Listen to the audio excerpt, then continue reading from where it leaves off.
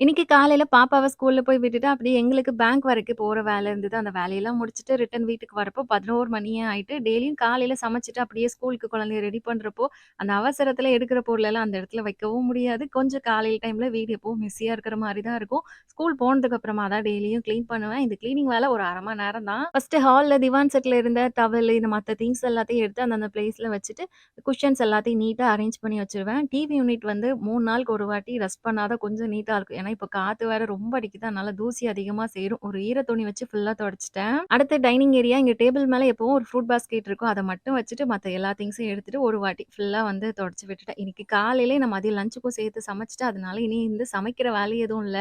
இப்ப கொஞ்ச நாளாவே லாண்ட்ரி மட்டும் காலையிலே வந்து போட்டு விட்டுருவேன். நேத்து ஒரு ரவுண்ட் போட்டிருந்தேன். இன்னைக்கு கொஞ்சம் துணி இருந்தது. எல்லாத்தையும் ஒரு ரவுண்ட் போட்டு விட்டுட்டு அதுக்கப்புறமா கிச்சன் மேட் மட்டும் இன்னைக்கு வாஷ் பண்ணணும். மத்த ரூம்ல எந்த மேட்டும் எடுக்கல. லாஸ்ட்டா எல்லா வேலையும் முடிச்சுட்டு, அதுக்கப்புறமா வீடெல்லாம் வந்து கூட்ட ஆரம்பிச்சுட்டேன். ரீசென்ட்டா நம்ம சேனல்ல போஸ்ட் பண்ண லாங் வீடியோட லிங்க் நான் இங்க ஆரோ மார்க் கிட்ட குடுத்துருக்கேன். உங்களோட ஃப்ரீ டைம்ல கண்டிப்பா செக் பண்ணி பாருங்க. வீடெல்லாம் கூட்டுனதுக்கப்புறமா அப்படியே டிவில எனக்கு புடிச்ச சீரியல் பார்த்துக்கிட்டே வந்து துணி எல்லாத்தையும் மடிச்சு வச்சுட்டேன். இன்னைக்கான வேலையெல்லாம் முடிஞ்சது.